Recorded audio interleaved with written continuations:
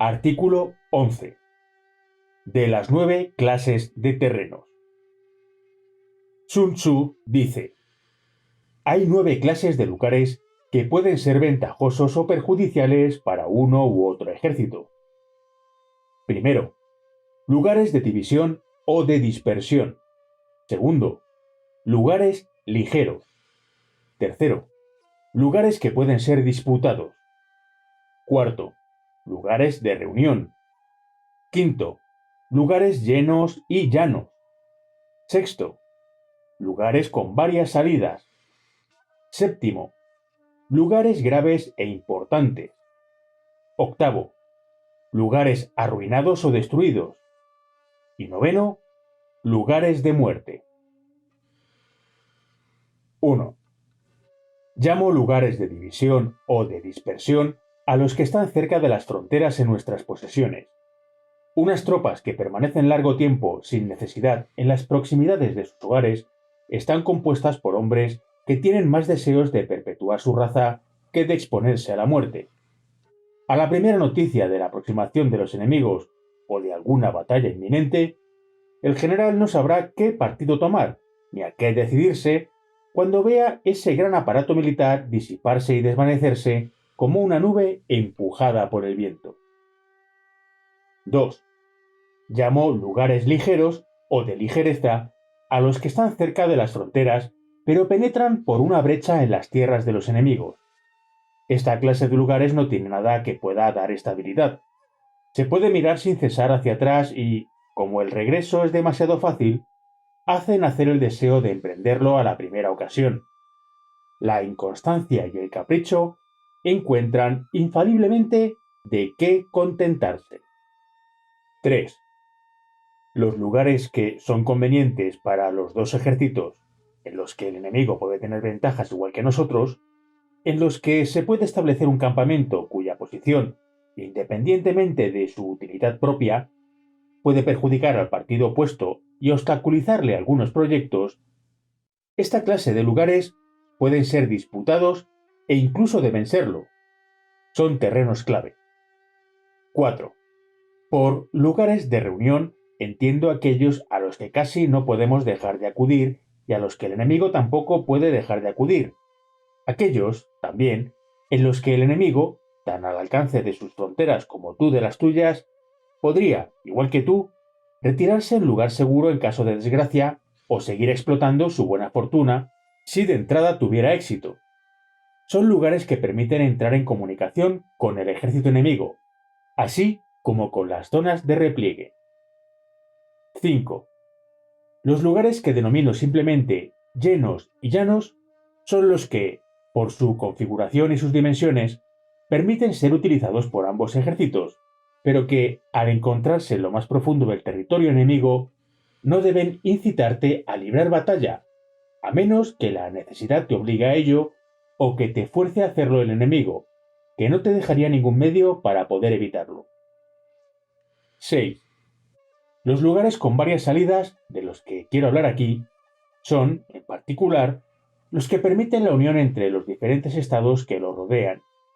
Estos lugares forman el nudo de los diferentes auxilios que pueden proporcionar los príncipes vecinos a aquella de las dos partes a las que les plazca favorecer.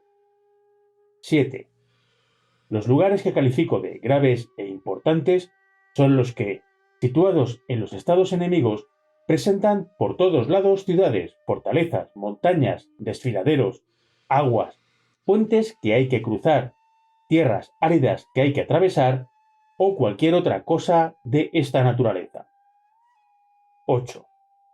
Los lugares en los que todo es estrecho, en los que una parte del ejército no puede ver a la otra ni socorrerla, en los que hay lagos, zonas pantanosas, torrentes o algún mal río, en los que no se puede avanzar sino con grandes fatigas y muchos obstáculos, en los que solo se puede circular en pelotones, son los que llamo arruinados o destruidos. Y 9.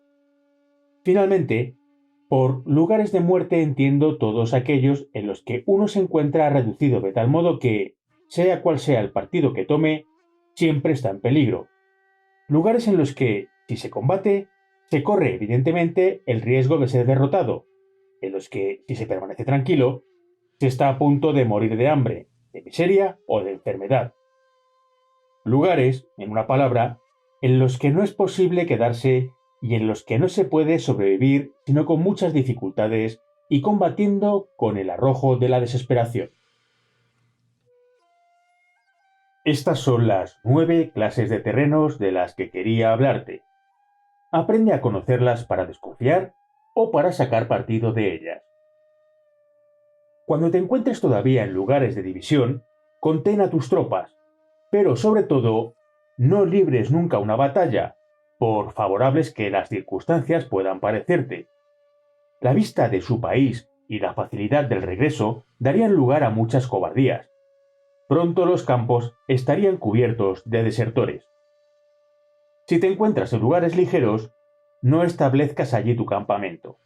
Como tu ejército no ha tomado aún ninguna ciudad, ninguna fortaleza ni ningún puesto importante en las posesiones de los enemigos, como no tiene detrás de sí ningún dique que pueda detenerlo, al ver dificultades, esfuerzos y obstáculos para seguir adelante, no es dudoso que tenga la tentación de preferir lo que le parezca más fácil a lo que considere difícil y lleno de peligros. Si has reconocido esa clase de lugares que te parece que deben ser disputados, empieza por apoderarte de ellos. No des tiempo al enemigo para que se oriente. Emplea toda tu diligencia. Que las formaciones no se separen. Haz todos los esfuerzos necesarios para conseguir una completa posesión. Pero no libres ningún combate para expulsar de ellos al enemigo. Si éste se ha anticipado, utiliza la astucia para desalojarlo. Pero si tú los has ocupado primero, no permitas que te expulsen. En cuanto a los lugares de reunión, intenta llegar a ellos antes que el enemigo. Procura tener una comunicación libre por todos lados, que tus caballos, tus carros y tu impedimenta puedan ir y venir sin peligro. No olvides nada de lo que esté en tu poder para asegurarte la buena voluntad de los pueblos vecinos. Búscala, pídela, cómprala, obténla a cualquier precio, pues te es necesaria. Este es casi el único medio por el que tu ejército puede tener todo lo que necesite. Si todo abunda en tu lado, hay grandes probabilidades de que la carestía reine en el lado del enemigo. En los lugares llenos y llanos, dispón cómodamente a tus hombres. Colócalos holgadamente. Haz trincheras para ponerte a cubierto de cualquier sorpresa y espera tranquilamente a que el tiempo y las circunstancias te abran las vías para realizar alguna gran acción. Si estás cerca de esa clase de lugares que tienen varias salidas a los que se puede acudir por varios caminos, empieza por conocerlos bien. Establece alianzas con los estados vecinos. Que nada escape a tus indagaciones. Apodérate de todos los caminos. No descuides ninguno, por poco importante que te parezca, y guárdalos todos con mucho cuidado. Si te encuentras en lugares graves e importantes, aduéñate de todo lo que te rodea. No dejes nada detrás de ti. Debes apoderarte hasta del puesto más pequeño. Sin esta precaución, corres el peligro de carecer de los víveres necesarios para mantener a tu ejército o de tener al enemigo encima cuando menos lo pienses, y de ser atacado por varios lados a la vez. Si estás en lugares arruinados o destruidos, no sigas adelante. Vuelve sobre tus pasos.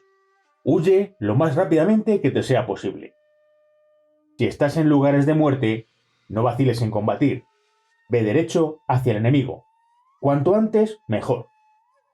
Tal es la conducta que observaban nuestros antiguos guerreros. Esos grandes hombres, hábiles y experimentados en su arte, tenían por principio que la manera de atacar y de defenderse no tenía que ser invariablemente la misma, que debía deducirse de la naturaleza del terreno que se ocupaba y de la posición en la que uno se encontraba.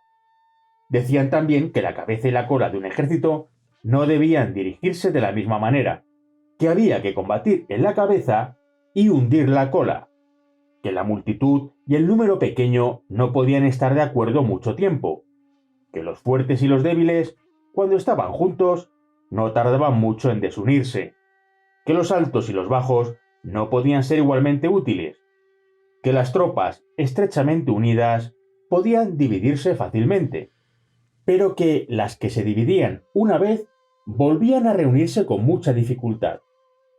Repetían sin cesar que un ejército nunca debía ponerse en movimiento si no estaba seguro de alguna ventaja real y que, cuando no había nada que ganar, había que permanecer tranquilo y quedarse en el campamento. En resumen, te diré que todo tu comportamiento militar debe regularse de acuerdo con las circunstancias, que debes atacar o defenderte según el teatro de la guerra se encuentre en tu terreno o en el del enemigo. Si la guerra tiene lugar en tu propio país y si el enemigo, sin haberte dado tiempo a efectuar todos tus preparativos, disponiéndose a atacarte, viene con un ejército bien ordenado para invadirlo o desmembrarlo, o para hacer estragos en él, reúne rápidamente al máximo de tropas que puedas. Envía a pedir ayuda a los vecinos y a los aliados. Apodérate de algunos lugares que él pretenda poseer, y todo se hará según tus deseos. Ponlos en estado de defensa, aunque solo sea para ganar tiempo. La rapidez es la savia de la guerra. Viaja por los caminos en los que no puede esperarte.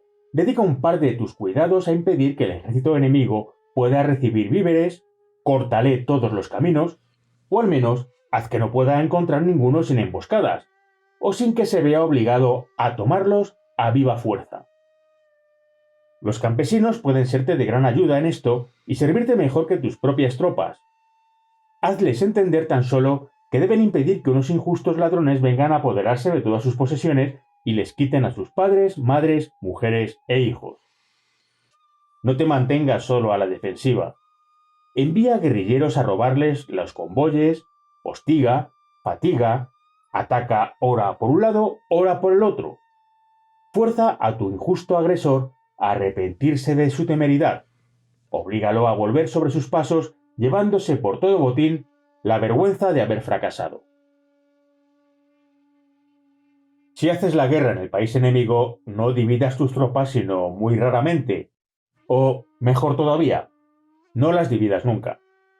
Que estén siempre reunidas y en estado de socorrerse mutuamente.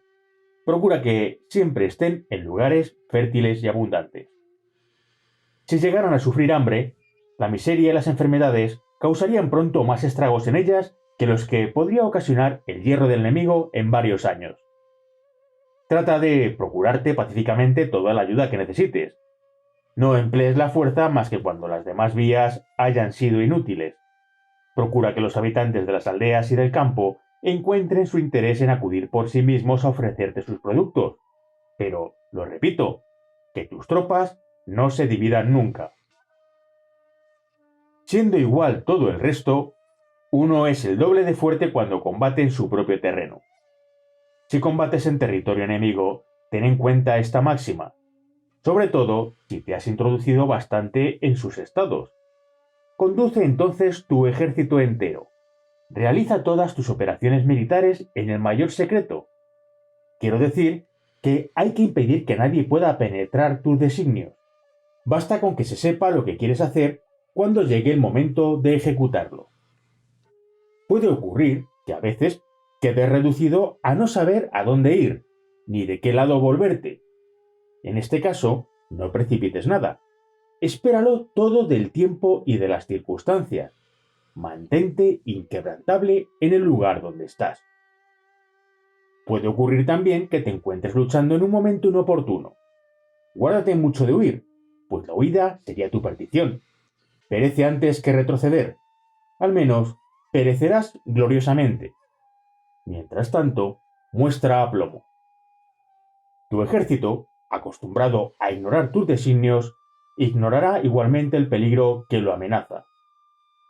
Creerá que has tenido tus razones, y combatirá con tanto orden y valor como si lo hubieras dispuesto para la batalla desde mucho tiempo antes. Si en este tipo de ocasiones triunfas, tus soldados redoblarán sus fuerzas, su coraje y su valor. Tu reputación crecerá en la misma proporción del riesgo que has corrido. Tu ejército se creerá invencible con un jefe como tú. Por críticas que puedan ser la situación y las circunstancias en que te encuentres, no desesperes de nada. En las ocasiones en que todo es de temer es cuando no hay que temer nada. Cuando uno está rodeado de todos los peligros, es cuando no hay que tener miedo de ninguno. Cuando uno carece de recursos, es cuando hay que contar con todos. Cuando uno es sorprendido, es cuando hay que sorprender al enemigo. Instruye a tus tropas de tal modo que puedan encontrarse preparadas sin preparativos, que encuentren grandes ventajas donde no han buscado ninguna, que, sin ninguna orden particular de tu parte, improvisen las disposiciones que haya que tomar, que, sin prohibición expresa, se prohíban a sí mismas todo lo que es contrario a la disciplina. Vigila en particular con extrema atención que no se difundan falsos rumores. Corta de raíz las quejas y las murmuraciones. No permitas que se saquen augurios siniestros de todas las cosas extraordinarias que puedan suceder. Si los adivinos y astrólogos del ejército han vaticinado el éxito, atente a su decisión. Si hablan con palabras oscuras, interprétalas en el buen sentido. Si dudan o no dicen cosas ventajosas, hazlos callar. Ama a tus tropas y procúrales toda la ayuda, todas las ventajas y todas las comodidades que puedan necesitar. Si aguantan rudas fatigas, no es porque les guste. Si soportan el hambre, no es porque no tengan ganas de comer. Si se exponen a la muerte, no es que no amen la vida. Si mis oficiales no acrecientan sus riquezas, no es porque desdeñen los bienes de este mundo. Reflexiona seriamente sobre todo esto. Cuando lo hayas dispuesto todo en tu ejército y se hayan dado todas tus órdenes, ocurre que tus tropas, sentadas con indolencia, dan muestras de tristeza, si llegan incluso a verter lágrimas, sácalas prontamente de ese estado de desidia y letargo. Organízales festines, hazles oír el ruido del tambor y otros instrumentos militares, ejercítalas, hazles realizar maniobras, hazles cambiar de lugar, condúcelas incluso a lugares un poco difíciles, donde tengan que trabajar y sufrir.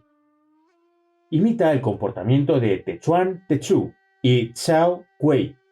Cambiarás el corazón de tus soldados, los acostumbrarás al trabajo, se endurecerán en él y en lo sucesivo nada les costará. Los cuadrúpedos respingan cuando se les carga demasiado, se vuelven inútiles cuando se los fuerza excesivamente. Las aves, en cambio, quieren ser forzadas para ser útiles. Los hombres están en un punto medio entre unos y otros. Hay que cargarlos, pero no hasta el punto de abrumarlos. Hay que forzarlos incluso, pero con discernimiento y mesura. Si quieres sacar buen partido de tu ejército, si quieres que sea invencible, haz que se parezca al Chuai Yen. El Chuai Yen es una especie de gran serpiente que se encuentra en la montaña de Chang Chang. Si se golpea la cabeza de esta serpiente, al instante su cola acude en su ayuda y se encorva hasta la cabeza. Si se la golpea la cabeza acude allí al instante para defenderla. Si se la golpea en el medio o en alguna otra parte de su cuerpo, la cabeza y la cola se reúnen allí enseguida. Pero, dirá tal vez alguien, ¿puede hacer esto un ejército? Sí, puede, y debe hacerlo, y es necesario que lo haga. Unos soldados del reino de U estaban un día atravesando un río al mismo tiempo que otros soldados del reino de Yue lo cruzaban también. Sopló un viento impetuoso. Las barcas volcaron, y los hombres habrían perecido todos si no se hubiesen ayudado mutuamente. Entonces no pensaron que eran enemigos. Al contrario, se prestaron todos los servicios que se podría esperar de una amistad tierna y sincera. Cooperaron como la mano derecha con la mano izquierda. Te recuerdo este episodio histórico para hacerte comprender que no solo los diferentes cuerpos de tu ejército deben socorrerse mutuamente, sino también que es necesario que socorras a tus aliados, que ayudes incluso a los pueblos vencidos que lo necesiten, pues si te están sometidos es que no han podido hacerlo de otro modo. Si su soberano te ha declarado la guerra, no es culpa suya. Préstales servicios, y ellos tendrán ocasión de prestártelos a su vez. En cualquier país que te encuentres, sea cual sea el lugar que ocupes, si en tu ejército hay extranjeros o si, entre los pueblos vencidos, has elegido soldados para engrosar el número de tus tropas, no consientas que en los cuerpos que componen sean los más fuertes o sean mayoría. Cuando se atan varios caballos a una misma estaca, se evita poner a los indómitos juntos o con otros en menor número que ellos, pues lo pondrían todo en desorden, pero cuando están domados, siguen fácilmente a la multitud. Sea cual sea la posición en la que estés, si tu ejército es inferior al de tus enemigos, tu sola dirección, si es buena, puede llevarlo a la victoria. No basta contar con los caballos cojos o los carros atascados, pero ¿de qué te serviría estar situado ventajosamente si no supieras sacar partido de tu posición? ¿De qué sirve la bravura sin la prudencia, el valor y sin la astucia? Un buen general saca partido de todo, y solo está en situación de sacar partido de todo porque realiza todas sus operaciones con el mayor secreto, sabe conservar la sangre fría y gobierna con rectitud, pero de modo que su ejército tenga sin cesar los oídos engañados y los ojos fascinados. Lo sabe también que sus tropas nunca saben lo que deben hacer ni lo que se les debe de ordenar. Si los acontecimientos cambian, él cambia de conducta. Si sus métodos y sus sistemas tienen inconvenientes, los corrige cuantas veces quiere y como quiere. Si su propia gente ignora sus designios, ¿cómo podrían penetrarlos los enemigos? Un hábil general sabe de antemano todo lo que debe hacer. Aparte de él, todo el mundo debe ignorarlo absolutamente. Tal era la práctica de los antiguos guerreros nuestros que se distinguieron más en el arte sublime del gobierno. Si querían tomar por asalto una ciudad, no hablaban de ello hasta que estaban al pie de las murallas. Subían los primeros, todo el mundo los seguía, y cuando estaban situados encima de la muralla, hacían romper todas las escaleras. Si estaban muy en el interior de las tierras de los aliados, redoblaban la atención y el secreto. En todas partes, conducían a sus ejércitos como un pastor conduce a un rebaño. Les hacían ir a donde les parecía, les hacían volver sobre sus pasos, les hacían dar la vuelta, y todo ello sin un murmullo, sin resistencia por parte de nadie. La principal ciencia de un general consiste en conocer bien las 9 clases de terrenos a fin de hacer oportunamente los 9 cambios. Consiste en saber desplegar y replegar sus tropas según los lugares y las circunstancias, en trabajar eficazmente para ocultar sus intenciones y descubrir las del enemigo, en tener por máxima cierta que las tropas están muy unidas entre sí cuando se han internado mucho en las tierras de los enemigos, que se dividen, por el contrario, y se dispersan muy fácilmente cuando no se pasa de las fronteras, que ya tienen la mitad de la victoria cuando se han apoderado de todos los caminos y de todos los puntos de llegada, tanto del lugar en el que deben acampar como de los alrededores del campamento enemigo. Que es un inicio de éxito haber podido acampar en un terreno vasto, espacioso y abierto por todos lados. Pero que casi es haber vencido cuando, estando en las posiciones enemigas, se han apoderado de todos los puestos pequeños, todos los caminos y todos los pueblos que están a lo lejos por los 4 costados, y, con sus buenas maneras, se han ganado el afecto de aquellos a quienes quieren vencer o ya han vencido. Instruido por la experiencia y por mis propias reflexiones, he intentado, cuando mandaba a los ejércitos, llevar a la práctica todo cuanto te recuerdo aquí. Cuando me encontraba en lugares de división, me esforzaba por lograr la unión de los corazones y la uniformidad de los sentimientos. Cuando estaba en lugares ligeros, reunía a mi gente y la ocupaba útilmente. Cuando se trataba de los lugares que se pueden disputar, me apoderaba de ellos el primero, cuando podía. Si el enemigo se me había adelantado, iba detrás de él y utilizaba artificios para desalojarlo. Cuando se trataba de lugares de reunión, lo observaba todo con extrema diligencia y veía venir al enemigo. En un terreno lleno y llano, me extendía cómodamente e impedía al enemigo que hiciera lo mismo. En lugares con varias salidas, cuando me era imposible ocuparlas todas, me mantenía en guardia, observaba al enemigo de cerca y no lo perdía de vista. En los lugares graves e importantes, alimentaba bien a los soldados y los llenaba de caricias. En los lugares arruinados o destruidos, trataba de salir del apuro, tan pronto dando rodeos como llenando los vacíos. Finalmente, en los lugares de muerte, hacía creer al enemigo que yo no podía sobrevivir. Las tropas bien disciplinadas resisten cuando están rodeadas, redoblan sus esfuerzos en las situaciones extremas, se enfrentan a los peligros sin miedo, combaten hasta la muerte cuando no hay alternativa y obedecen implícitamente. Si las que mandas no son así, es culpa tuya. No te mereces estar al frente de ellas. Si ignoras los planes de los estados vecinos, no podrás preparar tus alianzas en el momento oportuno.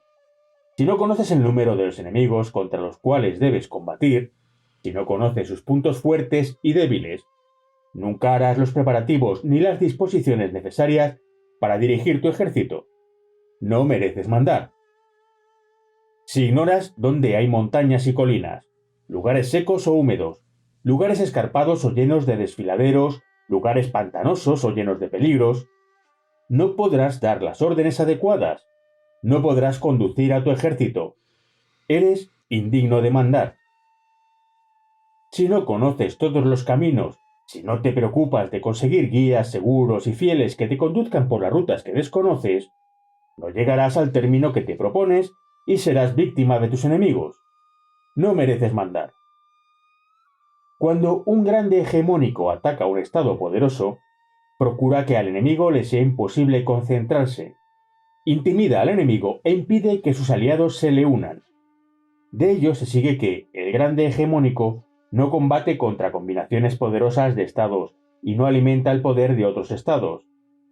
Para la realización de sus objetivos se apoya en su capacidad de intimidar a sus oponentes y así puede tomar las ciudades enemigas y destruir el estado del enemigo.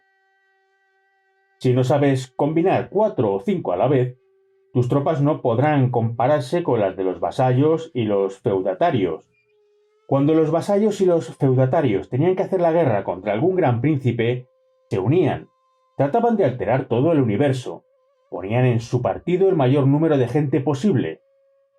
Buscaban, sobre todo, la amistad de sus vecinos e incluso la compraban a un alto precio si era necesario. No daban al enemigo tiempo de orientarse y menos aún de recurrir a sus aliados y de reunir todas sus fuerzas. Lo atacaban cuando todavía no estaba en condiciones de defenderse. Por eso, si asediaban una ciudad, se apoderaban de ella con toda seguridad. Si querían conquistar una provincia, era suya. Por muchas grandes ventajas que se hubieran procurado al principio, no se dormían. Nunca dejaban que su ejército se ablandara con la ociosidad o el libertinaje. Mantenían una disciplina rigurosa. Castigaban severamente cuando el caso lo exigía y daban liberalmente recompensas cuando la ocasión lo pedía. Además de las leyes ordinarias de la guerra, hacían otras particularidades, según las circunstancias del momento y del lugar. ¿Quieres triunfar? Toma por modelo de tu conducta la que acabo de describirte. Considera tu ejército como un solo hombre que estés encargado de conducir. No le expliques nunca tu forma de actuar. Hazle saber exactamente todas tus ventajas, pero ocúltale con sumo cuidado hasta la menor de tus pérdidas. Da todos tus pasos en el mayor secreto. Coloca a tus tropas en una situación peligrosa y sobrevivirán. Disponlas en un terreno de muerte y vivirán, pues cuando el ejército se encuentra en tal situación, puede hacer surgir la victoria de los reveses. Concede recompensas sin preocuparte de los usos habituales. Publica órdenes sin respeto por los precedentes, y así podrás servirte del ejército entero como de un solo hombre. Esclarece todos los pasos del enemigo. No dejes de tomar las medidas más eficaces para poder capturar a la persona de su general. Haz matar al general, pues nunca combates sino contra rebeldes. El nudo de las operaciones militares depende de tu facultad de fingir conformarte a los deseos de tu enemigo. No dividas nunca tus fuerzas. La concentración te permite matar a su general, incluso a una distancia de 1000 leguas. En esto reside la capacidad de alcanzar tu objetivo de una manera ingeniosa. Cuando el enemigo te ofrezca una oportunidad, aprovéchala enseguida, Anticípate a él adueñándote de algo que le importe y avanza siguiendo un plan fijado secretamente. La doctrina de la guerra consiste en seguir la situación del enemigo a fin de disponer de la batalla. En cuanto tu ejército se encuentre fuera de las fronteras, haz cerrar los caminos, destruye las instrucciones que están en tus manos y no consientas que nadie escriba ni reciba noticias. Rompe tus relaciones con los enemigos, reúne a tu consejo y exhórtalo a ejecutar el plan. Después de esto, marcha hacia el enemigo. Antes de que empiece la campaña, sé como una muchacha que no sale de su casa. Se ocupa de sus asuntos domésticos, se dedica a prepararlo todo, lo ve todo, lo oye todo, lo hace todo. Pero aparentemente no se ocupa de nada. Una vez iniciada la campaña, debes tener la prontitud de una liebre que, perseguida por los cazadores, intenta, dando 1000 rodeos, encontrar su madriguera para refugiarse en ella con seguridad.